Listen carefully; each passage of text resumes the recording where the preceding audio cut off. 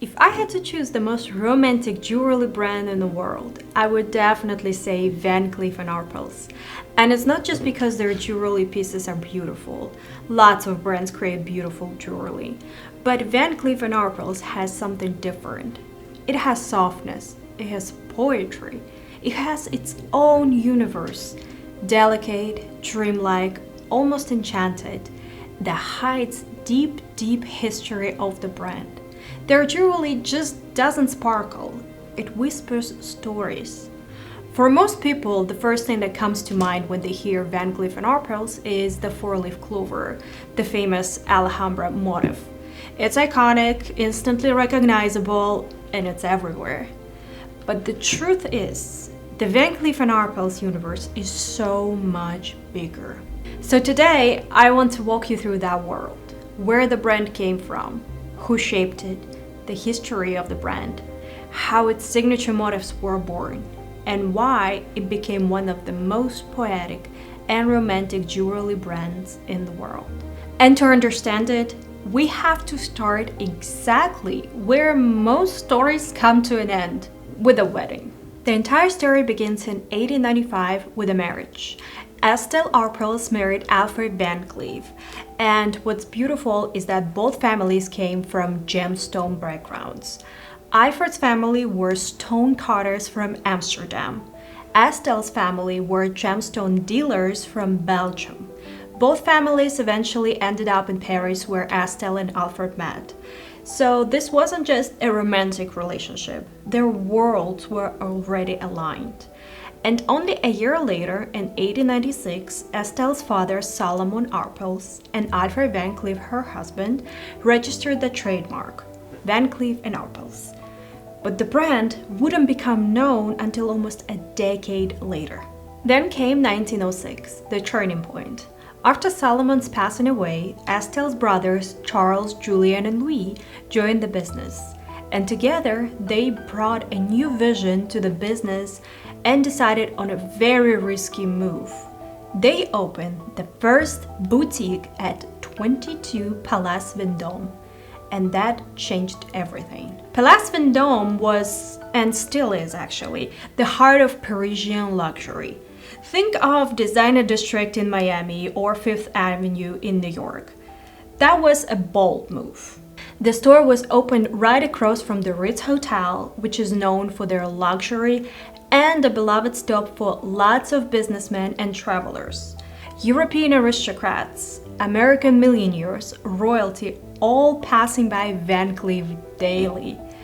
Even with major competitors like Boucheron and Chalmay, and later their well-known enemy Cartier, Van Cleef & Arpels quickly stood out. Their taste was refined, gentle, poetic, something different for that time. From there, Van Cleef & Arpels expanded to Nice, Cannes, Vichy, and Lyon, and little by little, the name started spreading across Europe. The brand started growing. In 1910s and 1920s became a period of experimentations and looking for their own unique style. The world was changing, art was evolving, and Van Cleef & Arpels tried many different influences. Egyptian motifs, lotus, crabs, pharaohs, Chinese and Japanese lacquer work, coral, jade, and Eastern color palettes, Art Deco geometry. These pieces were beautiful, but the brand had not yet defined its true identity. In 1925, Van Cleef & Arpels presented a rose-inspired bracelet and brooch at the major Paris exhibition. They were made of platinum, rubies, emeralds, and diamonds. The jury loved them, not just for the craftsmanship, which was high-end, but because these pieces captured something that Van Cleef & Arpels had been searching for. Poetry, nature, softness, but yet simplicity. This became the moment when the Arpels family realized, this is who we are. Nature, romance, poetry, delicate femininity. And then became the foundation of the Van Cleef & Arpels aesthetic for the next century. In 1926, the brand experienced a new transformation. Renée Poussin, daughter of Alfred and Estelle, became artistic director. Since Renee was not a drawing artist, she partnered with the designer René Lacoste. Together, they formed one of the most important creative duos in jewelry history. Most of the early Van Cleef & Arpels look, balanced proportions, soft lines, feminine silhouettes, poetic motifs, came from the duo of these two. You can say that these two has shaped the DNA of the brand. And then came one of the most iconic feminine innovations, the minute durée. In the 1930s, women started reapplying lipsticks and powder in public, which was a bold move. They needed elegant cases for their beauty items. Van Cleef & Arpels created a glamorous, meticulously organized evening box. Lacquer, gold, gemstones, enamel, and tiny compartments for every item. And the most Van Cleef detail is that the clasp could be detached and worn as a brooch, as a separate jewelry element. And just like that, Van Cleef & Arpels' love for transformation jewelry began. In the same decade of 1930s, the brand debuted one of the hardest jewelry techniques ever created, the mystery set. The idea was simple. What if gemstones were set without any visible metal? Meanwhile, where a lot of brands were investing into showing their craftsmanship in their jewelry pieces, Van Cleef & Arpels stood differently by hiding the support pieces of their jewelry. While Tiffany presented the 6 crowns cut ring, which became their signature, Van Cleef & Arpels came with the piece hiding the pieces and attachments. Artisans carved tiny rails under each stone, sliding them into the grooves like a puzzle piece. The result was a seamless surface of rubies or sapphires, like velvet made of gemstones. Only a handful of artisans in the world can create a true mystery set. One brooch equals 300 hours of handwork. One stone up to 8 hours of precise cutting. It was revolutionary, and actually still is. In 1934, Van Cleef & Arpels introduced the Ludo bracelet, named after Louis Ludo Arpels. It was a flexible gold mesh with a jeweled buckle. It looked like a belt for the wrist. Around the same time, they became known for secret watches. Bracelets with hidden dials or disguised mechanisms. Because in 1920, it was a bad tone for women to check on the time in public. So Van Cleef & Arpels created a timeless piece that looks like a bracelet, but had a secret compartment with a clock face. One of the most famous wearers were Wallis Simpson, Duchess of Windsor. When we talk about the rise of Van Cleef & Arpels, there's one chapter that Maison never addressed publicly. The quiet, elegant, but very real war with Cartier. Both houses stood just steps apart on Place Vendôme. Both beloved by royalty, both competing for the same extraordinary stones. But behind the glamour, the tension was real. In the late 1920s and throughout the 1930s, Cartier began losing some of its most important clients, European aristocrats, American industrial families, and even several crowned heads, to the much younger Van Cleef & Arpels. Cartier described Van Cleef internally as too sentimental, but ironically, it was exactly this romantic softness that drew clients away from Cartier's more imperial aesthetics. And then came the breaking point. When Van Cleef & Arpels introduced their groundbreaking mystery set in 1933, a technique so technically demanding that even Cartier's master jewelers struggled to replicate, Cartier privately called it a provocation. Of course, what else can you do? A technique that shouldn't have existed, a challenge to the supremacy. But the biggest blow came from the Duke and Duchess of Windsor. Cartier had been their jeweler for years.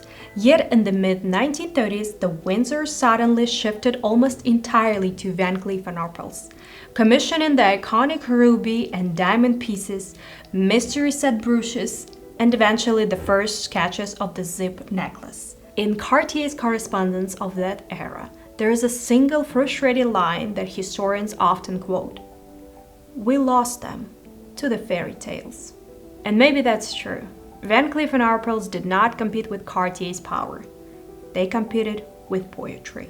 In the decades of 1930s through 1940s, Van Cleef & Arpels ascended to work with royal families and Hollywood stars. One of the first royal patrons became Wallis Simpson. On her 40th birthday, King Edward VIII commissioned 3 major Van Cleef & Arpels pieces: a ruby and diamond necklace, a bracelet, and a mystery set brooch. In 1939, the brand created 2 extraordinary peony brooches for Egyptian Princess Fawzia's wedding. One was a blooming brooch for her mother, and the other one was still a bud for the young princess. Indian royalty also became devoted clients, including Princess Sita Devi of Baroda. Her necklace, Hindu, is still considered one of the most breathtaking jewelry pieces ever made. And of course, Princess Grace Kelly of Monaco loved Van Cleef, and she wore it so often that the house became the official supplier of the Monaco County. From Elizabeth Taylor to Marlene Dietrich and modern icons like Adele, the love affair between celebrities and Van Cleef has lasted for decades. By the late 1930s, the next generation of Arpels, Claude, Jacques, and Pierre, took the brand global. In 1939, they opened the New York flagship at 744 Fifth Avenue. When the World War II began, this boutique became the heart of the brand's creative work. But not everything was glamorous. In 1942, Renée Poussin, the artistic director, tragically ended her life after fleeing to Vichy. With her passing, the Van Cleef bloodline ended, and the brand continued forward with the Arpels family alone. For the romance surrounding Van Cleef & Arpels, the family behind the Maison was anything but peaceful. Their story wasn't a fairy tale, it was a silent, elegant drama. It began with Renée Poussin, the house's first artistic director. She was visionary, emotional, and fiercely creative. But her imagination constantly clashed with the Arpels brothers, especially with Ludo, the most charismatic and the most volatile of them all. He interfered with her designs, shut down projects, and sometimes redirected commissions for his own benefit. Renée dreamed of fantasy. The brothers demanded control. Their quiet war shaped the house more than any gemstone. After Renée's tragic death, the tension didn't end, it simply shifted. Claude, Jacques, and Pierre Arpels each wanted to lead the house their own way. One chasing America, one building Paris, and the other one conquering Asia. Their visions collided so sharply that the family eventually fractured from within. And like many legendary dynasties, including Gucci, the house ultimately slipped out of family hands.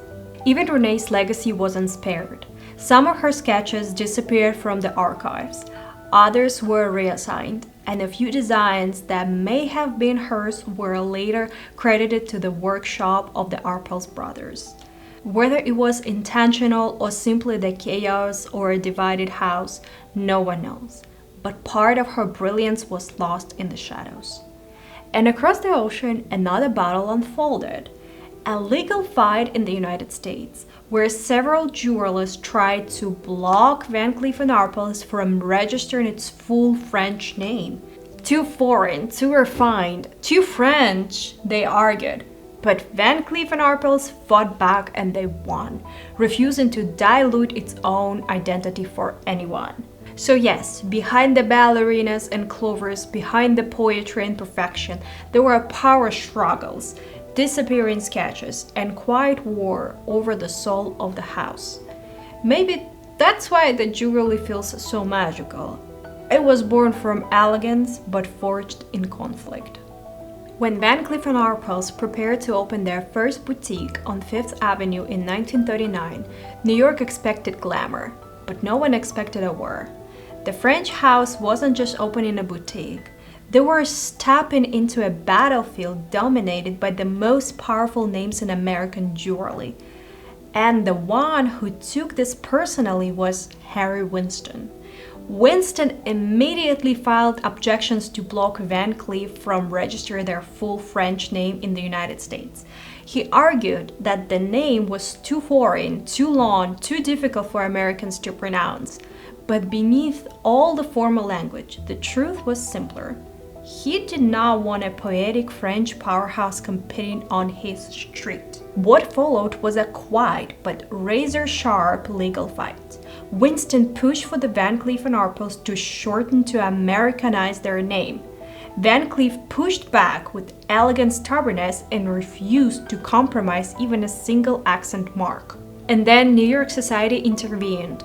The moment the news broke that the French house from Place Vendôme was coming to Fifth Avenue, the city's elite, the Rockefellers, the Astors, reacted with pure excitement. They loved the Frenchness of the name. They loved the mystery. They loved the idea of owning something that felt like Paris. The New York Times called the upcoming opening the arrival of European Romans in the world's most modern city.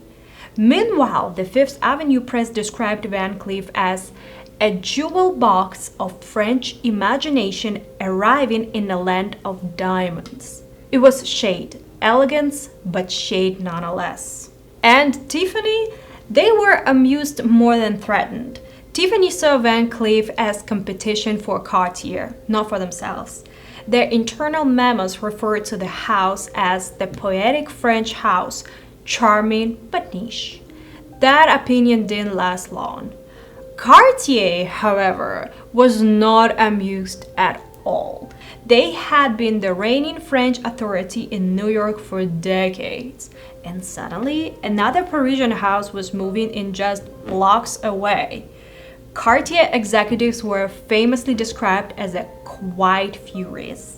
They felt the Americans were only big enough for only one French luxury king, and Van Cleef's arrival fractured that illusion. But the public, of course, they loved the drama. New Yorkers lined up outside the boutique on opening week. Socialists wrote in gossip columns about the battle of the French houses. The Fifth Avenue crowds treated the opening like a Broadway premiere. Elegant chaos, paparazzi flashes, silk gowns stepping out of limousines. And when Van Cleef finally won the legal right to use their full name, the entire name, unapologetically French, it wasn't just a business victory, it was a cultural one. Fifth Avenue wasn't just American anymore, it had officially become international. In 1941, in the darkest years of the war, Van Cleef & Arpels created the Fairy, a brooch symbolizing hope and magic during difficult times. The same year came the ballerina, inspired by Pierre Arpels' love for ballet and Russian ballet specifically. These two motifs, the fairy and the ballerina, became internal symbols of the dreamlike universe for Van Cleef & Arpels. A few years later, Van Cleef & Arpels introduced brooches of love birds, often shown in pair, a tribute to the brand's own romantic beginnings. In 1949, they also created a new watch model with a beaded attachment. Minimal, elegant, slightly unconventional. It still appears in modern collections today. Now we enter the 1950s, and with it, one of the house's greatest masterpieces, the zip necklace. Originally designed in 1930s for Wallis Simpson, it wasn't completed until after the war. Fully functional and transformable. Unzipped? A necklace. Zip it? You get a bracelet. It remains one of the most iconic designs in jewelry history, along with a zipping tiara. In 1954, Van Cleef introduced adorable animal brooches. Frogs, turtles, cats, ladybugs, crafted from semi-precise stones. They were whimsical, joyful, collectible, and surprisingly democratic. After World War II, the global luxury landscape changed dramatically. Europe was rebuilding, America was booming, and Japan was becoming one of the most important emerging luxury markets in the world. And this is where Van Cleef & Arpels quietly won one of the biggest strategic victories in jewelry history. In the early 1950s, Cartier Tokyo invested heavily to dominate the Japanese market. They saw Japan as the future, and they were right actually, but Pierre Arpels arrived just in time to complicate everything. Pierre was elegant, warm, remarkably diplomatic, and absolutely fascinated by Japanese culture. And in a matter of a few years, he shifted the balance of power entirely. The real scandal, the one no major house openly discussed, happened around 1954 through 1958. Pierre Arpels signed exclusive distribution agreement with two competing Japanese partners simultaneously. Both believed they had the exclusive rights to represent Van Cleef in Japan. When the conflict erupted, legal threats were made. The Japanese Trade Board became involved, and Cartier tried to use this chaos to regain influence. But in the end, Van Cleef & Arpels emerged victorious. The conflict was quietly resolved in the very traditional Japanese way, with high diplomatic gifts, favors, and a series of private high jewelry commissions. Cartier never fully recovered its initial foothold. Historians often say Van Cleef conquered Japan not through strategy, but through charm. And in the jewelry world, that can be far more powerful than any corporate plan. In 1967, something extraordinary happened. George Balanchine, the legendary choreographer, was inspired by the Van Cleef window display in New York. He proposed a collaboration. The result was the iconic ballet jewels, emeralds, rubies, and diamonds. Each act represented not just gemstones, but the entire aesthetic of Van Cleef. Decades later, Van Cleef created a high jewelry collection inspired by the ballet anniversary, which is incredible if you think how dancing and jewelry can collaborate together. And now the moment everyone knows. In 1968, Van Cleef introduced their first Alhambra motif, a long necklace of yellow gold motifs framed with delicate beaded edges. There is a legend behind the Alhambra. So you see, Jack Arpels often gifted real four-leaf clovers to his employees, saying, "To be lucky, you must believe in luck." This motif rested quietly in the archives for decades until the cultural moment aligned perfectly. The result is a symbol of luck, joy, and effortless elegance, worn anytime, anywhere. Today, Alhambra exists in lapis lazuli, malachite, turquoise, carnelian, tiger's eye, onyx, white and gray mother of pearl, diamond, ceramics, porcelain, white, yellow golds. It remains the brand's most recognizable collection. So before we move on, let's take a moment to talk about the name Alhambra, because it actually comes from a real place, a place in Spain, and the story behind it fits Van Cleef's universe perfectly. The Alhambra Palace stands in Granada in southern Spain. It was built between 13th and 14th centuries during the era of Moorish kingdom, and honestly, it is one of the most magical places on earth. The palace is famous for its courtyards, reflecting pools, fountains, carved arcs, and endless geometric patterns. Everything there feels like poetry frozen in architecture. There is symmetry, light, shadows, and the dreamlike calmness everywhere you go. And here's the interesting part. Inside the Alhambra, there is a recurring four-leaf pattern in many of the tiles and arcs. It is a shape rooted in Islamic geometry, a harmonious balance from symbolizing eternity and protection. And historically, the palace itself was called Alhambra, which means the red one in Arabic, because of the reddish hue of its walls and towers at sunset. When you look at the architecture of the Alhambra Palace and motifs inside it, and then you take a look at the Van Cleef Alhambra collection, it suddenly makes perfect sense. The softness, the round edges, the perfect symmetry, the quiet, peaceful elegance. Van Cleef & Arpels never officially said that the palace was the direct inspiration, But the timing, the aesthetic parallels, and the archival sketches make it extremely clear that Van Cleef adopted the clover shape through the same geometry that lives inside the Alhambra palace. So the name isn't random.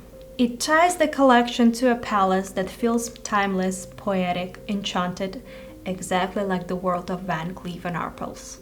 Also, Van Cleef was one of the first, if not the first, jewelry brand who introduced the two-finger ring. Open, sculptural, often featuring butterflies or flowers. It covered two fingers at once, creating a bold yet poetic look. The most famous version is the lotus, which can be transformed into a double ring for one finger. Always transformable, always Van Cleef. In 1971, Van Cleef received a rare commission involving a 96.62 carat briolette diamond, once owned by opera singer Anna Waliska. The brooch that created was a masterpiece. Emeralds, sapphires, diamonds, and complete transformability. Wings transformed to earrings. Tail can be a brooch. Briolette, a pendant. It was jewelry engineering at its finest.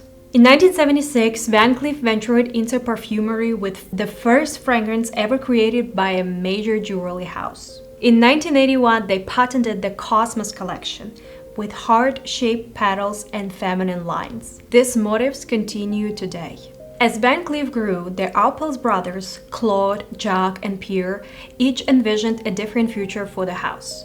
By the late 1960s and early 1970s, those visions no longer aligned. Claude wanted the American dream. Jacques wanted Paris to remain the creative center.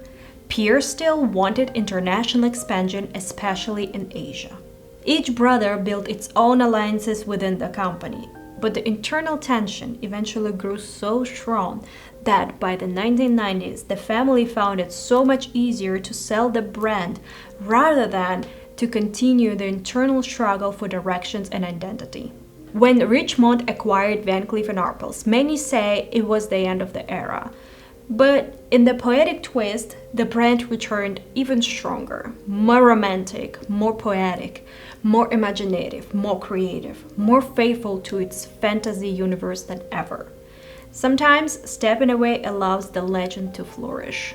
In 1999, the Richemont Group purchased 60% of the brand for around $300 million. By 2003, they acquired the remaining shares, which means the Arpels family exited the brand entirely. What's beautiful is that, unlike many other huge brands, Richemont didn't push Van Cleef toward mass production. Instead, they allowed the brand leaned deeper into their high jewelry, into their own style, and keep the legacy.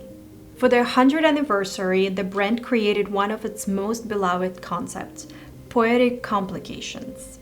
These watches did not simply tell time, they told stories. 24-hour dials where keys changed throughout the day. Retrograde hands that moved along arcs. Butterflies, fairies, lovers in motion. Planetariums recreating real celestial orbits. Shooting stars to make the hour. These pieces received global award and became collector icons. In the 2010s, Van Cleef expanded to Hong Kong, Tokyo, and threw in a large flagship on Place Vendôme. But unlike many other brands, they never lost themselves. They stayed true to romance, poetry, craftsmanship, and fantasy. The universe of Van Cleef & Arpels remained soft, feminine, and gentle, echoing the world Estelle and Alfred created over a century ago. To me, Van Cleef & Arpels is one of the rare luxury brands that have never betrayed its origins. Even after the family left, the brand kept its heart, its intimacy, its delicacy, its dreamlike elegance. They kept their DNA that they developed over years. Their pieces feel alive, like fragments of stories, memories, and fairy tales. Here is a few rare facts about Van Cleef & Arpels that most people don't know about. The Secret Mourning Poetry Collection. Van Cleef once created private mourning jewels in black enamel, onyx, and micro feathers for grieving clients. They were never displayed publicly, and only a few are believed to survive. The candle ritual. Before packaging a jewel, artisans held it over a candle flame for 3 seconds, symbolic blessing called la souffle de lumière. This ritual no longer exists. Mystery set inspired by a lost puzzle. René Lacazette modeled the mystery set after a vanished 19th century French wooden puzzle with invisible seams. The original puzzle has never been found. The brand's secret botanist. For nearly 18 years, a professional botanist advised the brand on floral symbolism, shapes, and rare plants for inspiration. The mask they refused to make. Van Cleef & Arpels declined a commission for a diamond-covered Venetian ball mask, calling it too theatrical even for them. The hidden color emotion code. For decades, Van Cleef used an internal chart linking materials to emotions. Turquoise, openness. Onyx, protection. Coral, health. Tiger's eyes, determination. Malachite, renewal. Thank you so much for watching this video. Let me know in the comments what you guys think about Van Cleef & Arpels, and make sure to subscribe because in the next video we're going to be talking about Van Cleef & Arpels' biggest competitor, Cartier. I'll see you in the next video. Bye.